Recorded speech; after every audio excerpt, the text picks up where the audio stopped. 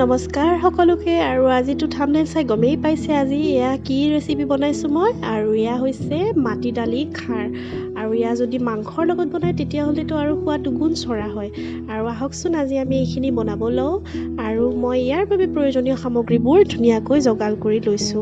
আৰু এয়া হৈছে মোৰ এপোৱা মাংস আজি মই ব্ৰইলাৰ মাংস লৈছো কাৰণ এইটো অৱশ্যে পঠাৰ মাংসৰ লগত বেছি টেষ্টি লাগে কিন্তু মই এইখিনি বাৰু এতিয়া ধুনীয়াকৈ লৈ লৈছো আৰু মই প্ৰেছাৰ কুকাৰত মোৰ মাটি দালিখিনি মই ধুনীয়াকৈ ইয়াতে ঢালি দিছোঁ আৰু ইয়াত মই দিব লাগিব এচামুচ নিমখ মই সোৱাদ অনুযায়ী দিছোঁ বাৰু কাৰণ মই মাংসটো নিমখ দিম আৰু মই ইয়াত দিম কলাখাৰ আৰু মোৰ যিহেতু কলাখাৰটোৰ অকণমান জাৰটো বেছি তেতিয়া সেইকাৰণে মই কলাখাৰটো এসপাই দিছোঁ আৰু মই ইয়াত ঢাকোন বন্ধ কৰি দিম কমেও 4ৰ পৰা 5টা চিটি আহিব লাগিব আৰু ইয়া মোৰ চিটি আহি গ'ল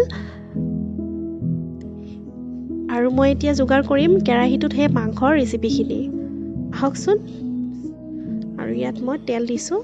মই মাংসত তেল এতিয়া অকণমানেই দিম কাৰণ ইয়াত মই দালিহে বনাম সেইকাৰণে মাংসত মই ইয়াত তেল দিলোঁ আৰু তেল গৰম হোৱাত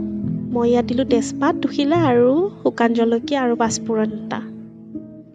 আৰু এইখিনি সকলোৱে জানেই বাৰু তথাপিও মই এনেই দেখাই দিছোঁ কিন্তু আপুনি মন কৰিব দেই যেতিয়াই তেলত এই শুকান জলকীয়া দিব এইটো ছিঙি দিব মোৰ বাৰু দিব নহ'ল পাহৰি গ'লোঁ চকুত চিটিকি পৰিব পাৰে সেইকাৰণে আপুনি এনেকৈ ভাঙি দিব আৰু তাত মই দিছোঁ এতিয়া পিঁয়াজখিনি আৰু পিঁয়াজখিনি ধুনীয়াকৈ লৰাই ভাজি থাকিব আৰু যেতিয়ালৈকে সোণালী বৰণৰ নহয় মই প্ৰায়ে এইটো কথা কওঁ ভিডিঅ'ত কাৰণ কেঁচা পিঁয়াজত আঞ্জা চব্জি একো নবনাব যেতিয়ালৈকে এই পিঁয়াজখিনি গল্ডেন ব্ৰাউন নহয় আৰু যেতিয়া সোণালী বৰণ যেন হ'ব তেতিয়া মই ইয়াত দিলোঁ কেঁচা মাংসখিনি আৰু নিমখখিনি একেলগে কাৰণ মাংসত যেতিয়া নিমখ দিব তেতিয়া এই মাংসৰ পৰা পানী ওলাব ষ্টাৰ্ট কৰে সেইকাৰণে বেছি জুইত এইখিনি মাংস বেছি নাভাজিব জুইটো মধ্যমীয়া আঞ্চত ৰাখিব আৰু তেতিয়া ইয়াৰ পৰা ধুনীয়াকৈ পানী নিগৰি আহিব আৰু ইয়াত মই দিলোঁ হালধি গুড়া এই মোৰ মাংসৰ পৰা পানী ওলাব ষ্টাৰ্টে কৰিলে মই যিহেতু ভিডিঅ'টো লম্বা হ'ব কাৰণে বেছি শ্বৰ্টকৈ বনাইছোঁ আপোনালোকে কিন্তু অকণমান সময় ল'ব ভাজোঁতে আৰু মই ইয়াত আদা নহৰু গোটেইখিনি পেষ্ট ঢালি দিলোঁ